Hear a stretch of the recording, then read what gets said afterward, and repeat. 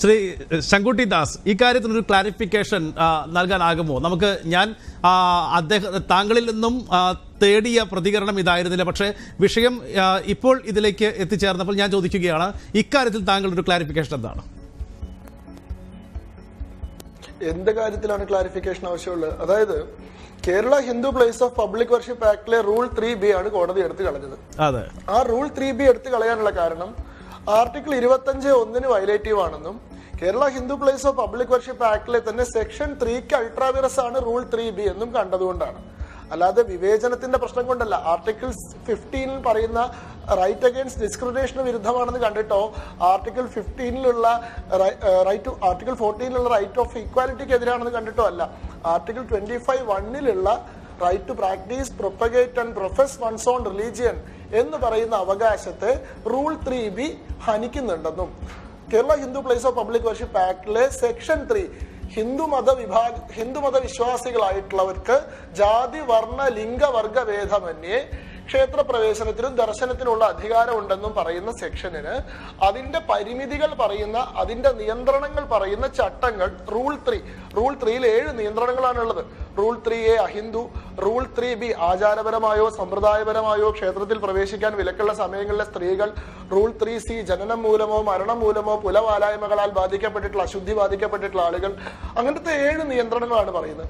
അതിലെ rule 3B women at such times who by usage or custom who are prevented from entering the temple എന്ന രണ്ടാമത്തെ നിയന്ത്രണം എല്ലാ ജാതി, വർണ്ണ, ലിംഗഭേദമന്യേ എല്ലാ ഹിന്ദുക്കൾക്കും ക്ഷേത്രത്തിൽ പ്രവേശിക്കാൻ അനുവാദമുണ്ടെന്ന് പറയുന്ന ഇതേ നിയമത്തിലെ സെക്ഷൻ 3യുടെ പർപ്പസിന് അൾട്രാവിറസ് ആണ്, അതിനെ മറികടക്കുന്നുണ്ടെന്നും ആർട്ടിക്കിൾ 25(1) കീഴിലുള്ള വ്യക്തിക്ക് ആരാധനാ സ്വാതന്ത്ര്യത്തെ ഹനിക്കുന്നതാണെന്ന് കണ്ടുകൊണ്ടാണ് റൂൾ 3B എടുത്തു കളഞ്ഞത്. ഇനി അതിനെ സംബന്ധിച്ച് ഗവൺമെന്റിന്റെ നിലപാട് പ്രസക്തമായിരുന്നോ എന്നാണ് ചോദ്യമെങ്കിൽ തീർച്ചയായിട്ടും അതിലെ ഗവൺമെന്റിന്റെ നിലപാട് പ്രസക്തമായിരുന്നു. ഗവൺമെന്റ് ഒരു അഫിഡവിറ്റ് കൊടുക്കുക മാത്രമല്ല ചെയ്തിട്ടുള്ളത്. വിധിന്യായം പരിശോധിച്ചു കഴിഞ്ഞാൽ കാണാൻ സാധിക്കും, ഗവൺമെന്റ് അഭിഭാഷകനായിട്ടുള്ള ജയ്ദീപ് ഗുപ്ത സെക്ഷൻ 3 അൾട്രാവിറസ് ആണ് റൂൾ 3B എന്നും അതുകൊണ്ട് അത് എടുത്തു കളയണമെന്ന് തന്നെയാണ് ഗവൺമെന്റിന്റെ നിലപാടെന്നും കോടതിയിൽ വാദിക്കുന്നുണ്ട്. ജയ്ദീപ് ഗുപ്തയുടെ ആ വാദങ്ങൾ ജഡ്ജ്മെന്റിൽ കോട്ട് ചെയ്തിട്ടുണ്ട്. ജഡ്ജ്മെന്റിൽ പറയുന്നുണ്ട്, ഗവൺമെന്റ് പല ഘട്ടങ്ങളിൽ കോൺട്രറി സ്റ്റാൻഡുകളാണ് എടുത്തിരുന്നത്. 2007 അഫിഡവിറ്റിൽ നിന്ന് പിന്നീട് 2016 ഫെബ്രുവരി മാസത്തിൽ മാറി. അതിനുശേഷം 2016 നവംബറിൽ പുതിയ ഗവൺമെന്റ് വന്ന ശേഷം വീണ്ടും അഫിഡവിറ്റ് തിരുത്തി. ഇനിയൊരു അഫിഡവിറ്റ് സമർപ്പിക്കാൻ നിങ്ങൾക്ക് അവസരമില്ലെന്ന് കോടതി പറഞ്ഞു. അങ്ങനെ അഫിഡവിറ്റുകളിൽ കോൺട്രറി ആയിട്ടുള്ള സ്റ്റാൻഡുകളാണെങ്കിലും വാദത്തിന്റെ ഘട്ടത്തിൽ ഗവൺമെന്റ് അഭിഭാഷകനായിട്ടുള്ള Jaideep Gupta rule 3B section 3 ultra vires ആണെന്നും അതുകൊണ്ട് തന്നെ ആ ആക്ടിന്റെ പർപ്പസിനെ ഡിഫീറ്റ് ചെയ്യുന്നതാണെന്നും അത് വിവേചന സ്വഭാവത്തിലുള്ളതാണെന്നും അത് പരിഷ്കരിക്കപ്പെടണം എന്നാണ് ഗവൺമെന്റ് ആഗ്രഹിക്കുന്നതെന്നും പറഞ്ഞിട്ടുണ്ട്. അപ്പൊ ഗവൺമെന്റ് ഒരു അഫിഡവിറ്റ് കൊടുക്കുക മാത്രമല്ല ചെയ്തിട്ടുള്ളത്, ആ പർപ്പസിൽ വാദവും നടത്തിയിട്ടുണ്ട്. അതിനെ സംബന്ധിച്ചൊരു തർക്കം ഉണ്ടെങ്കിൽ അത് വേണ്ട. ഇനി മൂന്നാമത്തെ കാര്യം, ഇവിടെ നേരത്തെ പറയുന്നത് കേട്ടു, ഇത് യൂണിയൻ ലിസ്റ്റിന്റെ ഭാഗമാണ്, ഇത് സ്റ്റേറ്റ് ലിസ്റ്റിന്റെ ഭാഗമാണ്, അങ്ങനെയുള്ള തർക്കങ്ങളൊക്കെ ഉണ്ടായി. യഥാർത്ഥത്തിൽ ഇത് 2 ലിസ്റ്റിന്റെയും ഭാഗമല്ല, ഇത് കൺകറന്റ് ലിസ്റ്റിന്റെ ഭാഗമാണെന്നുള്ളതാണ് സത്യം. ഇത് ഭരണഘടനയിലെ ലിസ്റ്റ് 7th ഷെഡ്യൂളിൽ പറയുന്ന 3 ലിസ്റ്റുകൾ, ലിസ്റ്റ് 1, ലിസ്റ്റ് 2, ലിസ്റ്റ് 3യിലുള്ള ഭരണഘടന എന്നത് ലിസ്റ്റ് 1ന്റെ ഭാഗമാണ്, യൂണിയൻ ലിസ്റ്റിന്റെ ഭാഗമാണ്. പക്ഷെ ഇവിടെ ഈ കോടതി വിധിയെ മറികടക്കാൻ ഭരണഘടനയെ അമെന്റ് ചെയ്യേണ്ട ആവശ്യമൊന്നുമില്ല. അതുകൊണ്ട് ഇത് ലിസ്റ്റ് 1ന്റെ ഭാഗമാണെന്ന് പറയുന്നതിന് യാതൊരു അടിസ്ഥാനവുമില്ല. ഇത് ഭരണഘടനാ അമെന്റ്മെന്റ് ആവശ്യമുള്ള കാര്യമല്ലല്ലോ. നേരെ തിരിച്ച് ലിസ്റ്റ് 2ൽ സ്റ്റേറ്റ് ലിസ്റ്റിൽ പറയുന്ന പിൽഗ്രിമേജ് എന്ന് പറയുന്ന സംഗതിയുടെ ഭാഗമല്ല ഇത്. കാരണം പിൽഗ്രിമേജ് എന്നതിന്റെ ഡെഫിനിഷൻ ഒരു ക്ഷേത്രത്തിലേക്ക് അല്ലെങ്കിൽ ഒരു ആരാധനാ സ്ഥലത്തേക്ക്, ഒരു പിൽഗ്രിമേജ് സെന്ററിലേക്കുള്ള യാത്ര എന്നതാണ്. നേരെ തിരിച്ച് charitable and religious institutions and endowments എന്ന് പറയുന്നത് ലിസ്റ്റ് 3 ആയിട്ടുള്ള കൺകറന്റ് ലിസ്റ്റിലെ 28ാമത്തെ ഐറ്റമാണ്. കൺകറന്റ് ലിസ്റ്റിലുള്ള ഐറ്റങ്ങളുടെ മുകളിൽ യൂണിയനും സ്റ്റേറ്റിനും ഒരേപോലെ നിയമനിർമ്മാണത്തിന് അധികാരമുണ്ട്. ഇവിടുത്തെ നാച്ചുറൽ ആൻഡ് ഒബ്വിയസ് പാർട്ടി എന്ന് പറയുന്നത് ആരാണെന്ന് ആണ് ചോദ്യമെങ്കിൽ തീർച്ചയായിട്ടും അത് സ്റ്റേറ്റ് ഗവൺമെന്റ് ആണ്. കാരണം എന്താണ്, സുപ്രീം കോടതി വിധി എന്താണ് ചെയ്തിട്ടുള്ളത്? Kerala Hindu places of public worship ആക്ടിലെ റൂൾ 3B എടുത്ത് കളയാണ് ചെയ്തിട്ടുള്ളത്. ഈ വിധി എങ്ങനെയാണ് മറികടക്കേണ്ടത്? Kerala Hindu place of public worship act amend ചെയ്തുകൊണ്ട് അതിൽ റൂൾ 3Bയുടെ എസൻസ് പുനഃസ്ഥാപിക്കുന്നത് പോലെ, അതേ വാക്കുകളോ വാചകങ്ങളോ അല്ല, എന്ത് പർപ്പസ് ആണോ റൂൾ 3B ആ സെക്ഷനിൽ നടത്തിയിരുന്നത് അത് പുനഃസ്ഥാപിക്കുന്ന പോലെ Kerala Hindu place of public worship ആക്ടിനെ അമെന്റ് ചെയ്താൽ മതി. അപ്പോ അത് കേരള നിയമസഭ പാസ്സാക്കിയിട്ടുള്ള നിയമമാണ്. 1965 കേരള നിയമസഭ പാസ്സാക്കിയിട്ടുള്ള നിയമമായതുകൊണ്ട് സ്വാഭാവികമായും അതിൽ അമെന്റ്മെന്റ് നടത്താനുള്ള അധികാരം, പുതിയ നിയമം പരിഷ്കരിക്കാനുള്ള അധികാരം നിയമസഭയ്ക്ക് തന്നെയാണ്. നിയമസഭ സെഷനിൽ ഇല്ലാത്ത സമയത്താണെങ്കിൽ അടിയന്തര കാര്യങ്ങൾക്ക് മേലെ ഓർഡിനൻസ് ഇറക്കാൻ ആർട്ടിക്കിൾ 213 പ്രകാരം സംസ്ഥാന സർക്കാരിന് ഗവർണർ മുഖാന്തരം. അപ്പോഴും ശങ്കുട്ടി ദാസ് ഉയരുന്ന മറ്റൊരു ചോദ്യം, സംസ്ഥാന സർക്കാരിന്റെ ഈ അധികാരത്തെയും സ്വാതന്ത്ര്യത്തെയും മറികടന്നുകൊണ്ട് കേന്ദ്രത്തിന് ഈ വിഷയത്തിൽ ഒരു നിയമ നിർമ്മാണം സാധ്യമാണോ എന്നാണ്. അത്യാവശ്യ ഘട്ടങ്ങളിൽ, അടിയന്തര ഘട്ടങ്ങളിൽ, അസ്വാഭാവിക ഘട്ടങ്ങളിൽ അസ്വാഭാവിക നടപടികളിലേക്ക് പോകേണ്ടി വരും. ഇവിടുത്തെ സാഹചര്യം എന്താണ്? സത്യസന്ധമായി ആത്മാർത്ഥമായി ഞാൻ പറയട്ടെ, കേരള സർക്കാർ ഇത്തരത്തിൽ വിശ്വാസികളുടെ വികാരത്തെ സംരക്ഷിക്കാൻ വേണ്ടി ഒരു നിയമനിർമ്മാണം നടപ്പിലാക്കുമെന്ന് ഞാൻ പ്രതീക്ഷിക്കുന്നില്ല. എത്ര വലിയ സമരമോ, എത്ര വലിയ പ്രക്ഷോഭമോ, എത്ര വലിയ പ്രതിഷേധമോ അതിനെതിരെ നടന്നാലും ആ കാര്യത്തിൽ ഒരു ശുഭപ്രതീക്ഷ സംസ്ഥാന സർക്കാരിന് എനിക്കില്ല. കാരണം അങ്ങനെ അവർ ചെയ്യാൻ ഉദ്ദേശിച്ചിരുന്നെങ്കിൽ അതിനു മുമ്പ് എത്രയോ അവസരങ്ങൾ ഉണ്ടായിരുന്നു. ഇത്രയൊന്നും സംഘർഷങ്ങളിലേക്ക് പോകാതെ ജനഹിതത്തെ മാനിക്കാൻ, സുപ്രീം കോടതിക്ക് ജനഹിതത്തെ മാനിക്കേണ്ട ബാധ്യതയില്ല. ജനങ്ങളുടെ പ്രതിനിധിയല്ല, റെപ്രസെന്റേറ്റീവ് ഓഫ് പീപ്പിൾ അല്ല. അതേസമയം സർക്കാരുകൾ, തെരഞ്ഞെടുക്കപ്പെട്ട സർക്കാരുകൾ എന്ന് പറയുന്നത് ജനപ്രതിനിധികളാണ്. അവർക്ക് ജനങ്ങളുടെ ഹിതത്തിനും ആഗ്രഹത്തിനും അനുസൃതമായി നിയമനിർമ്മാണം നടപ്പിലാക്കാൻ ഭരണഘടന അധികാരം കൊടുത്തിട്ടുണ്ട്. ആർട്ടിക്കിൾ 245 പ്രകാരം ഭരണഘടന അധികാരം കൊടുത്തിട്ടുണ്ട്. ആർട്ടിക്കിൾ 246(2) പ്രകാരം ഈ പറയുന്ന കൺകറന്റ് ലിസ്റ്റിലുള്ള ഐറ്റത്തിന്റെ മുകളിൽ നിയമം നിർമ്മിക്കാനുള്ള അധികാരം തീർച്ചയായിട്ടും ഉണ്ട്. ലെജിസ്ലേറ്റീവ് പവേഴ്സ് ഒന്നും കോടതി എടുത്തു കളഞ്ഞിട്ടില്ല. തീർച്ചയായിട്ടും നിയമം നിർമ്മിക്കായിരുന്നു. പക്ഷെ അത് ചെയ്തിട്ടില്ലല്ലോ. ഒരു വെല്ലുവിളിയുടെ ഒരു സ്വഭാവത്തിൽ വിശ്വാസികളുടെ വികാരത്തെ തരിമ്പും മാനിക്കാതെ ഏത് വിധേനയും കോടതി വിധി നടപ്പാക്കി അടങ്ങുന്നുള്ള ഘട്ടത്തിൽ മുന്നോട്ട് പോവുകയാണ് ചെയ്തിട്ടുള്ളത്.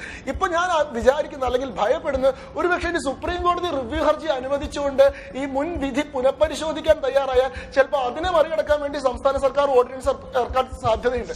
അത്രയും വെല്ലുവിളിയുടെ സ്വഭാവത്തിൽ, അപകടകരമായിട്ടുള്ള സ്വഭാവത്തിലാണ്. അപ്പൊ അങ്ങനെ നിൽക്കുന്ന സാഹചര്യത്തിൽ ബദൽ മാർഗങ്ങൾ എന്താണെന്ന് ആരായേണ്ടി വരും. തീർച്ചയായിട്ടും കൺകറന്റ് ലിസ്റ്റിലുള്ള ഐറ്റം ആയതുകൊണ്ട് അതിൽ കേന്ദ്ര സർക്കാരിന് നിയമം ഇറക്കാനുള്ള അധികാരമുണ്ട്. ഈ Kerala Hindu place of public worship ആക്ടിന് അമെന്റ് ചെയ്യാൻ പറ്റില്ല. അത് സംസ്ഥാന നിയമസഭ പാസാക്കിയ നിയമമാണ്. നേരെ തിരിച്ച് religious and charitable institutions and endowments എന്ന് പറയുന്നത് കൺകറന്റ് ലിസ്റ്റിൽ 28ാമത്തെ ഐറ്റം ആയതുകൊണ്ട് അതിന് മേലൊരു പ്രത്യേക നിയമം ഉണ്ടാക്കാൻ കേന്ദ്രത്തിന് അപ്പോഴും സാധിക്കും. ആർട്ടിക്കിൾ 246(2) പ്രകാരം തന്നെ സാധിക്കും. ഈ കൺകറന്റ് ലിസ്റ്റിന്റെ സങ്കല്പ പ്രകാരം എപ്പോഴെങ്കിലും യൂണിയൻ ഉണ്ടാക്കിയ നിയമവും സ്റ്റേറ്റ് ഉണ്ടാക്കിയ നിയമവും തമ്മിൽ ഒരു കോൺഫ്ലിക്ട് വന്നാൽ, in case of a conflict or an inconsistency, the union made law shall prevail.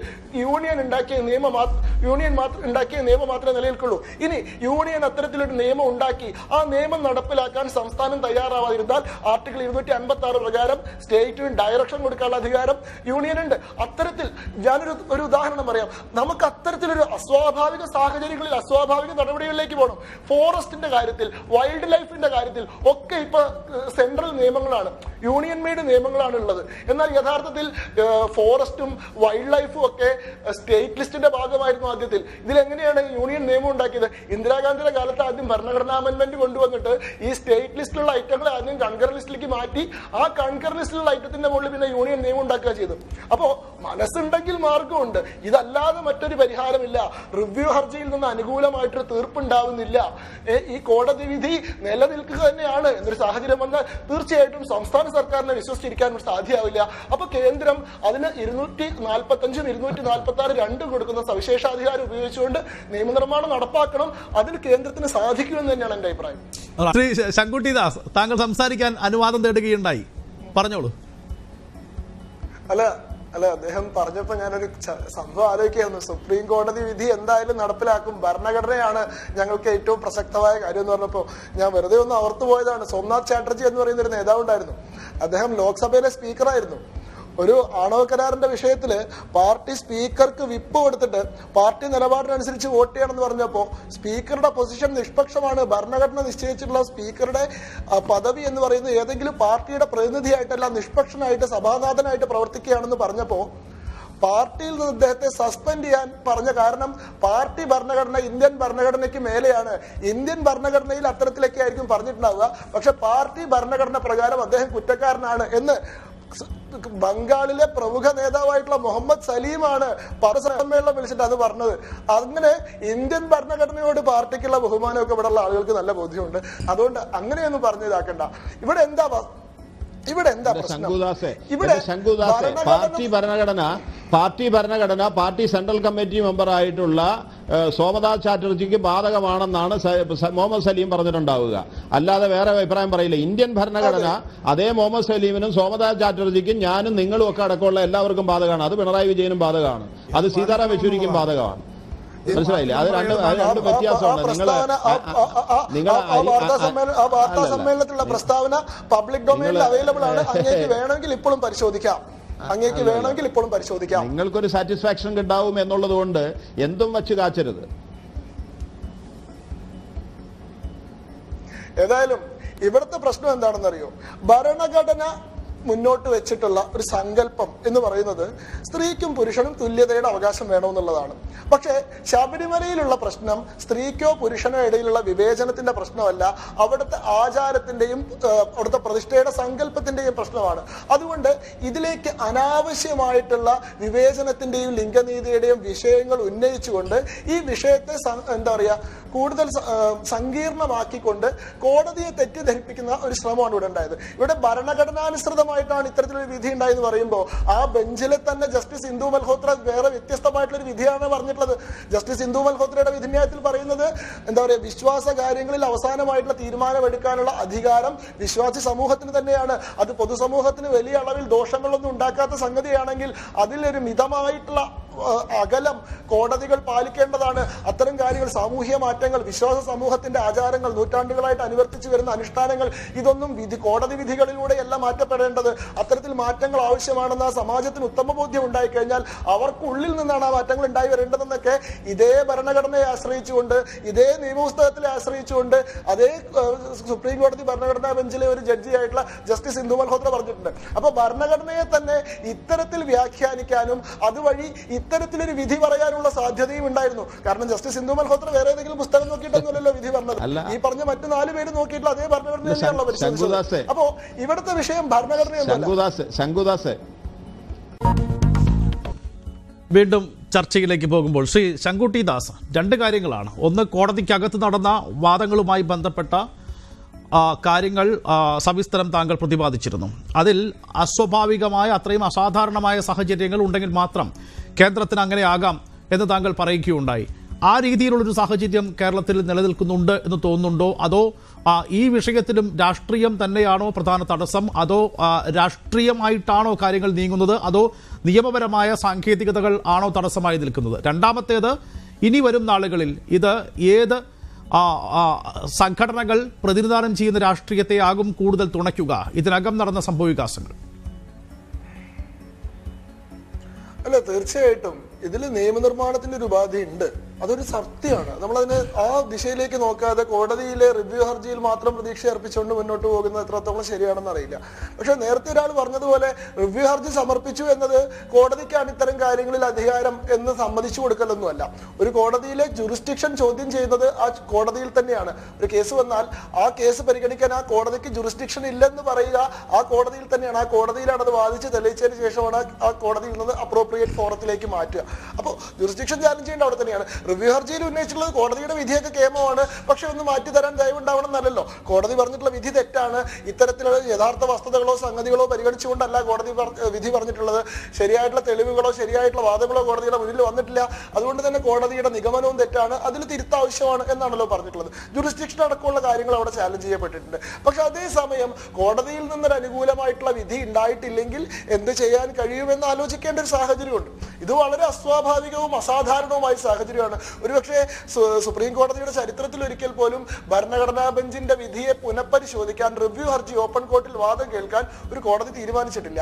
പക്ഷെ ഇവിടെ അത്തരം സങ്കീർണമായിട്ടുള്ള നിയമപരമായിട്ടുള്ള പ്രശ്നങ്ങൾ ഉണ്ടെന്ന് ചൂണ്ടിക്കാണിക്കപ്പെട്ടത് മൂലം ഒന്നാമത് 1995 എസ് മഹേന്ദ്രൻ കേസിലുള്ള വിധിയെ നൾ ആൻഡ് വോയിഡ് ആയി പ്രഖ്യാപിച്ചിട്ടില്ല. ആ വിധി ഇപ്പോഴും ഇൻ എഫക്ട് നിലനിൽക്കുന്നുണ്ട് എന്നതടക്കമുള്ള സാങ്കേതിക പ്രശ്നങ്ങൾ ചൂണ്ടിക്കാണിച്ചത് മൂലം അത് വിശദമായി പരിഗണിക്കേണ്ടത് ആവശ്യമാണെന്ന് കോടതി കണ്ടിട്ടുണ്ട്. ആ വാദം മറ്റൊരു ദിവസത്തേക്ക് വെച്ചിരിക്കുകയാണ്. അത് അവിടെ നിൽക്കട്ടെ. പക്ഷേ ഇവിടെ നമ്മൾ സംസാരിക്കുന്ന ജനാധിപത്യത്തിന്റെ ചില തത്വങ്ങളെ പറ്റി നമ്മൾ പറയുണ്ടായി. അവിടെ എനിക്ക് ഉന്നയിക്കാനുള്ള ഒരു പ്രധാനപ്പെട്ട പ്രശ്നം, ഈ ഭരണഘടന എന്താണ്, ഭരണഘടന മുന്നോട്ട് വെച്ചിട്ടുള്ള ദർശനം എന്താണ്? ഭരണഘടന മുന്നോട്ട് വെച്ചിട്ടുള്ള ദർശനം ഈ ജനാധിപത്യം എന്നത് ജനങ്ങൾ തങ്ങളുടെ പ്രതിനിധികളാൽ സ്വയം ഭരിക്കുന്ന ഒരു വ്യവസ്ഥ എന്നതാണ്. ആ സ്റ്റേറ്റിന്റെ വ്യവസ്ഥയെ മൂന്നാക്കി ഭാഗിച്ചതിൽ ജനങ്ങളുടെ ആവശ്യങ്ങൾക്കും ആഗ്രഹങ്ങൾക്കും അഭിലാഷങ്ങൾക്കും അനുസരിച്ച് കാലോചിതമായി നിയമങ്ങൾ നിർമ്മിക്കാൻ ലെജിസ്ലേച്ചർ, ആ നിയമം നടപ്പിലാക്കാൻ എക്സിക്യൂട്ടീവ്, ആ നിയമ നിർമ്മാണത്തിലോ അത് നടപ്പാക്കിയതിലോ ഏതെങ്കിലും തരത്തിലുള്ള പോരായ്മകൾ ഉണ്ടായിട്ടുണ്ടോ എന്ന് പരിശോധിക്കാൻ ജുഡീഷ്യറി. ഇങ്ങനെ മൂന്ന് വ്യവസ്ഥയാണ്. ഇതിൽ ഏതെങ്കിലും ഒന്ന് മറ്റൊന്നിന് മേലെയല്ല, എല്ലാം തുല്യ പ്രാധാന്യമുള്ള ഓർഗനുകളാണ്. മാത്രമല്ല there is a system of checks and balances. പരസ്പരം പരിശോധിച്ചുകൊണ്ട് ഇവ ഓരോന്നും അതിന്റെ നിലയിൽ നിന്നുകൊണ്ടാണോ പ്രവർത്തിക്കുന്നതെന്ന് പരിശോധിച്ചുകൊണ്ടിരിക്കണം. ലെജിസ്ലേച്ചറിന് എക്സിക്യൂട്ടീവിനെ തെറ്റുപറ്റി കഴിഞ്ഞാൽ തിരുത്താൻ ജുഡീഷ്യറിക്ക് അധികാരമുള്ളതുപോലെ തന്നെ ജുഡീഷ്യറിക്ക് തെറ്റുപറ്റിയാൽ തിരുത്താനുള്ള അധികാരം ലെജിസ്ലേച്ചറിനുണ്ട്. അതിനുള്ള ഉപാധിയായിട്ടാണ് നിയമനിർമ്മാണം എന്നൊരു സങ്കല്പം ഭരണഘടന തന്നെ മുന്നോട്ട് വെച്ചിട്ടുള്ളത്. ഭരണഘടനയിൽ തന്നെ യഥാർത്ഥത്തിലുള്ള സങ്കല്പ പ്രകാരം ജുഡീഷ്യൽ റിവ്യൂവിന്റെ സങ്കേതത്തെ ഒഴിവാക്കിക്കൊണ്ട്, അതായത് ഒരു നിയമം നിർമ്മിച്ചതിന് ശേഷം അതിനെ 9th ഷെഡ്യൂളിൽ ഉൾപ്പെടുത്തി കഴിഞ്ഞാൽ ആ 9th ഷെഡ്യൂളിൽ ഉൾപ്പെടുത്തിയ നിയമത്തെ പിന്നെ ജുഡീഷ്യൽ റിവ്യൂ നടത്താൻ സാധ്യമല്ല എന്നായിരുന്നു ഭരണഘടനയിലെ ഒറിജിനൽ പ്രൊവിഷൻ. പിന്നീട് ജുഡീഷ്യറി ആവർത്തിച്ചുള്ള വിധികളിലൂടെ അതിന്മേൽ കൂടുതൽ അവകാശങ്ങളും അധികാരങ്ങളും സ്വയം സ്ഥാപിച്ച് ഭരണഘടനയുടെ ബേസിക് സ്ട്രക്ചർ എന്ന് പറയുന്ന ഒരു സ്ട്രക്ചർ സ്വയം നിർമ്മിച്ച് ആ ബേസിക് സ്ട്രക്ചർ വയലേറ്റ് ചെയ്തിട്ടുണ്ടോ എന്ന് പരിശോധിക്കാൻ 9th ഷെഡ്യൂളിൽ ഉൾപ്പെടുത്തിയാലും ജുഡീഷ്യൽ റിവ്യൂ സാധ്യമാവും എന്നുള്ള രീതിയിൽ സ്വന്തം അധികാരത്തെ വികസിപ്പിക്കുകയും നേരെ തിരിച്ച് ലെജിസ്ലേച്ചറിന്റെയും എക്സിക്യൂട്ടീവിന്റെ അധികാരങ്ങളെ പരിമിതപ്പെടുത്തിക്കൊണ്ട് പോകുന്ന ഒരു ജുഡീഷ്യൽ ആക്ടിവിസ്റ്റ് വ്യവസ്ഥയിലാണ് നമ്മൾ നിൽക്കുന്നത്. ഇവിടെ ലെജിസ്ലേച്ചറിന്റെ അധികാരം പരിമിതപ്പെടുത്തുക എന്ന് പറയുമ്പോൾ ഭരണഘടനയെ തന്നെ കാലോചിതമായി പരിഷ്കരിക്കാൻ, കാലത്തിനനുസരിച്ച് മാറ്റം വരുത്താൻ, ഭരണഘടന ഒരു ഡൈനാമിക് ടെക്സ്റ്റാണ്. ഭരണഘടന ഒരിക്കലും മാറ്റം വരാത്ത ഒരു മൃതഗ്രന്ഥമോ മതഗ്രന്ഥമോ അല്ല. അത് കാലത്തിനനുസരിച്ച് ജനങ്ങളുടെ ആഗ്രഹങ്ങൾക്കും അഭിലാഷങ്ങൾക്കും ആവശ്യങ്ങൾക്കും അനുസരിച്ച് മാറ്റാൻ ആർട്ടിക്കിൾ 368 ഭരണഘടനയെ തന്നെ അമെൻഡ് ചെയ്യാനുള്ള പ്രൊവിഷൻസ് ഉണ്ട്. ആ ഭരണഘടന അമെൻഡ് ചെയ്യാനുള്ള അധികാരം കൊടുത്തിരിക്കുന്നത് നിയമനിർമ്മാണ സഭകൾക്കാണ്. ഇവിടുത്തെ വ്യത്യാസം മനസ്സിലാക്കണം. ഇതിൽ നിയമനിർമ്മാണ സഭകളെ, ലെജിസ്ലേച്ചറിനെ മാത്രമാണ് ജനങ്ങൾ തിരഞ്ഞെടുക്കുന്നത്. എക്സിക്യൂട്ടീവിനെ ജനം തിരഞ്ഞെടുക്കുകയല്ല, കോടതികളെ ജനം തിരഞ്ഞെടുക്കുകയല്ല.